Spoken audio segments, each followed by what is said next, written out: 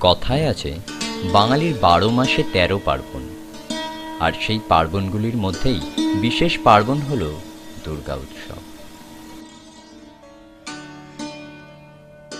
আমরা বাঙালিরা শরতের গন্ধে মাতাল হয়ে উঠি।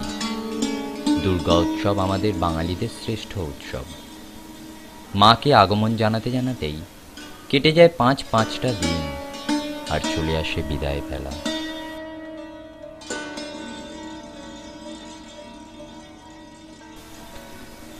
বুক ভরা বেদনা আর আগামী বছরের পুনরায় দেখা হওয়ার আশা নিয়েই বিদায় জানাই মাকে।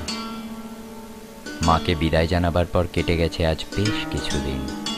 ব্যথা ভুলে বাঙালি আজ মেতেছে আরও এক নতুন পার্বণে, শ্যামা পূজার পার্বণে।